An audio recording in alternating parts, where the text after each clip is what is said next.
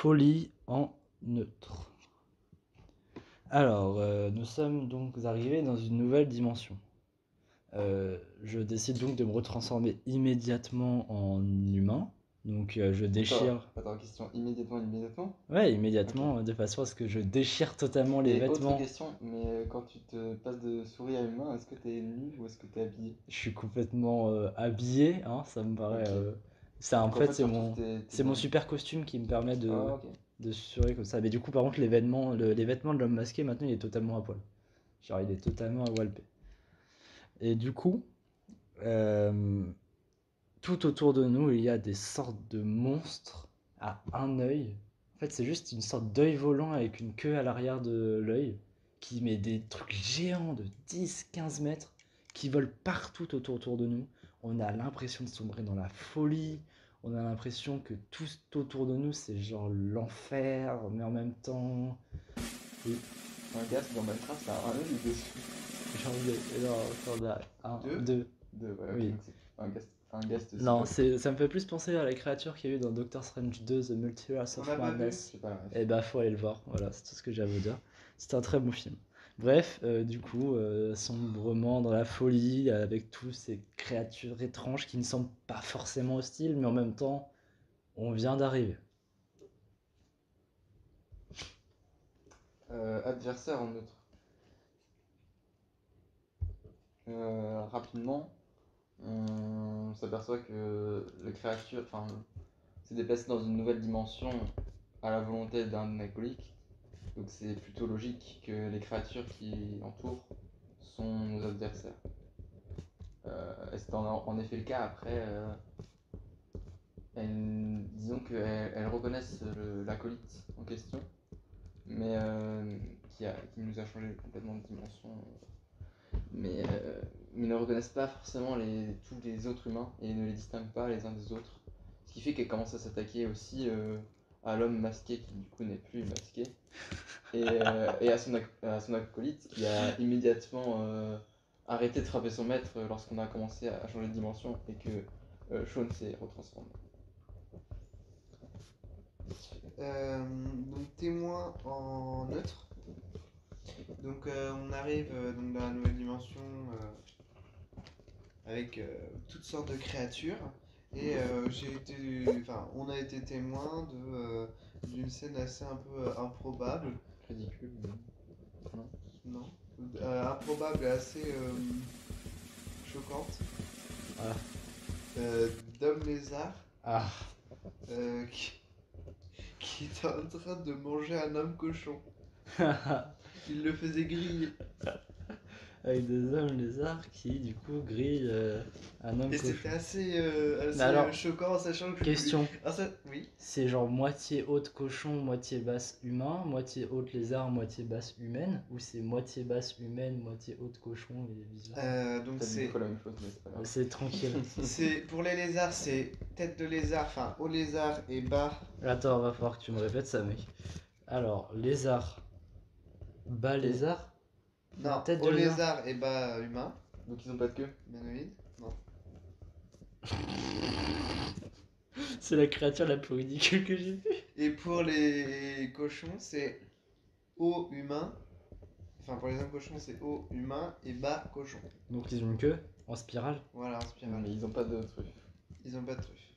Pardon, Mais ils sont quand pardon. même grillés, voilà. Mais ils sont quand même grillés. à la broche à la par les broche. hommes Ils lézards. grillent tout, ils grillent pas juste le bas. Et moi, je suis particulièrement choqué par cette scène parce que Mais je viens de perdre ils mes sortent pouvoirs, je viens de subir 2 téléportations à la filée, de la et là, dimension. il y a un homme cochon qui Ils sort sortent Bah, de ils la sont... dimension. Ouais, ils sont dans la dimension. hein. et ils sont dans la dimension. C'est logique. Alors, trahison en neutre. Alors, dans cette dimension qui appartient très probablement à le mec qui nous a téléporté ici et qui n'a pas de nom, il téléporte immédiatement son chef, qui s'appelle donc, dans mes souvenirs, qui sont L'homme assez masqué. lointains, non, c'est pas, qui n'est pas l'homme masqué, mais qui est Ragnar, le chat méchant. Mais question, Ragnar il était là? Non, il était pas là, lui il a envoyé, il a un peu Voilà. Il le téléporte où? Là, on est? Ouais, là, le Ok. mec nous téléporte Ragnar, le chef, là où on est. Donc, il téléporte Ragnar là où on est et le trahit lâchement en essayant de s'en prendre à lui. Mais Ragnar, étant un chat professionnel des arts martiaux, réussit à laminer lamentablement son adversaire, qui du coup nous ferme un peu la porte de sortie pour rentrer dans notre dimension. De plus, moi-même étant effrayé par ces ennemis qui sont les chats, euh, je suis à la limite de m'évanouir et je me transforme en souris pour me cacher dans les vêtements de Jody. Attends, juste, Hashtag coquin. c'est la pire idée du monde. T'as peur des chats, et là, tu t'en en souris quand même. Et je me cache dans tes vêtements. Cache dans mes vêtements, petit coquin. Exactement. Est-ce que je porte des sous-vêtements? Ça, on ne sait pas. Ça Ça- restera un ça, mystère. ça, Ça je le restera sais. entre toi et moi. Ça, je le sais.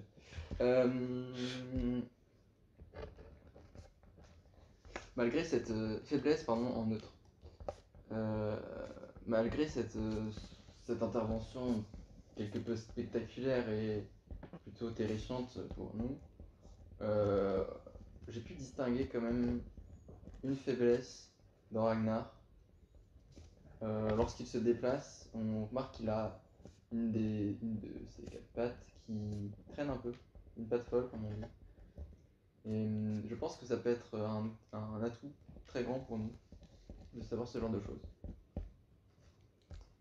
Cependant, et en parallèle, il ne faut pas oublier qu'il reste encore un acolyte qui commence à se faire d'ailleurs tirer dessus par. Enfin, tirer dessus. Plutôt croqué par les espèces d'œils géants qui rôdent autour. Liam, Question. Oui. Patte arrière, du coup, patte avant, patte gauche, patte droite. Patte arrière gauche. Ok. Et du coup, patte arrière. Ok. À vous, Liam, mon vous cher avez la parole. Liam.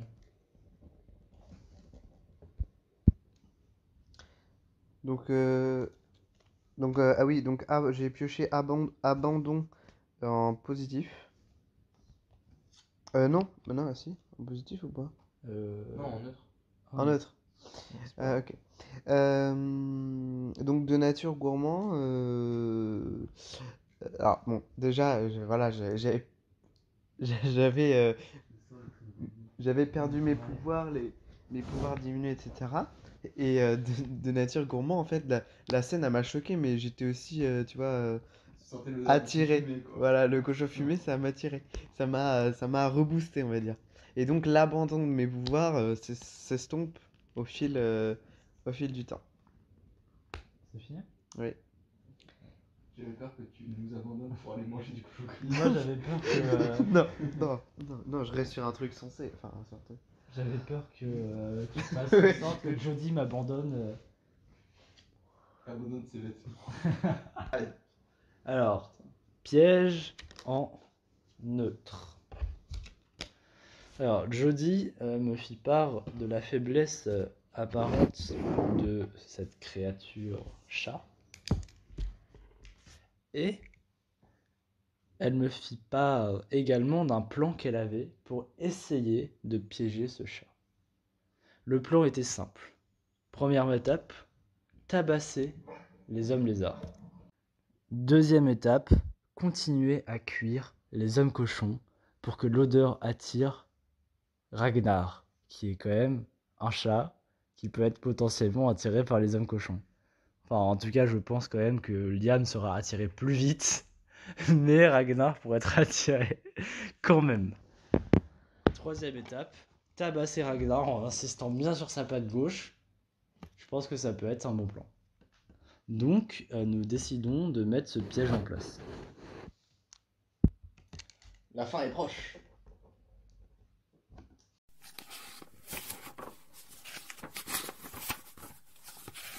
On est dans une dimension particulière où à la fois des yeux volants, Des yeux, du coup. des yeux pardon volants, avec des queues mordent un acolyte du maître masqué, mais aussi avec des hommes lézards et des cochons hommes qui se font rôtir derrière. Le très grand chef de toute l'organisation Ragnar, un chat, euh, vient de s'attaquer à son acolyte le plus puissant qui venait de créer aussi une arme destructrice qui tentait de retourner sur Ragnar. Et tandis que nous venions à l'instant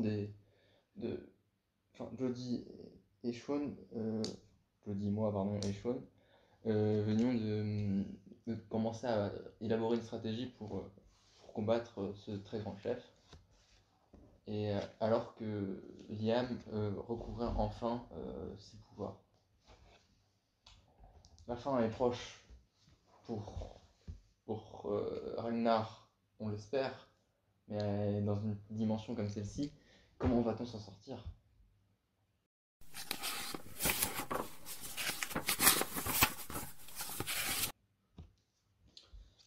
Vulnérable, positif. Donc Ragnar est de plus en plus faible et vulnérable. Et c'est pourquoi donc des créatures de cette dimension arrivent à déceler sa vulnérabilité. Et donc il commence à se faire manger doucement le pied. Enfin la patte plutôt. Voilà, la patte. Et puis un petit morceau de l'oreille. Donc du coup il agonise. Enfin pour l'instant il agonise pas, mais il crie de douleur. Donc moi je le regarde. Et on le regarde tous et on est plutôt content. Alors, horreur en positif. Il semble que c'est la dernière carte.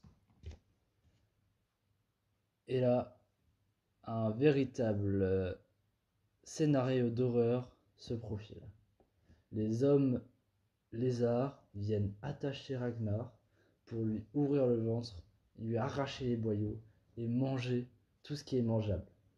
Ils détruisent le chef ennemi, ils le mangent, ils le tabassent comme si ce n'était qu'un pauvre petit chat, ce qui est un peu le cas. La victoire des héros semble se profiler devant ce scénario tout à fait horrifiant, dégueulasse, hein, si on puisse dire. Clairement, des boyaux qui sortent par-ci par-là, etc. Du sang à giclo. Après, la question reste à savoir comment sortiront-ils de cette dimension.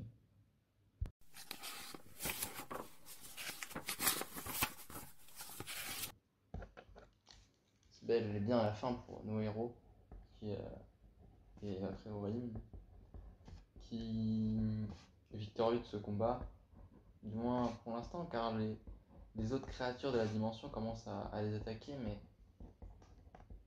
on observe bien heureusement la dimension commencer à se rétracter sur elle-même petit à petit. On commence à voir des paysages qui ressemblent plus à la ville dans laquelle on semblait être au début. Et petit à petit, on se retrouve à notre endroit initial, entouré de gens qui désormais n'ont plus la haine, et nous sont plutôt abasourdis par la scène et choqués, et beaucoup tombent dans les pommes en voyant l'immensité du sang à la fois au sol mais aussi sur leurs mains. Et malgré ça, nos héros sont plutôt contents, ont réussi à sauver la vie malgré de nombreuses, très nombreuses victimes, et à vaincre le méchant du moment, du moins combien de temps, qui était Ragnar, le roi des chats.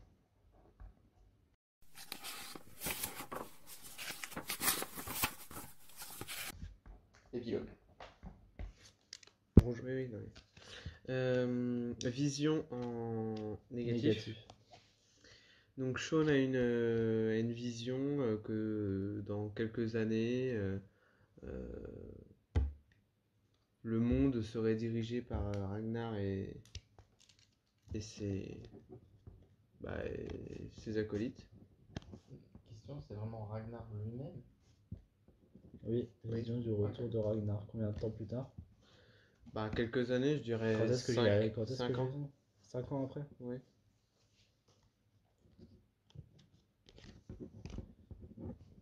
destin en neutre. Alors, leur destin était donc de combattre Ragnar une nouvelle fois. Ce chat qui avait pourtant fini en boyau et en miettes dans la dimension des yeux volants allait donc faire son retour.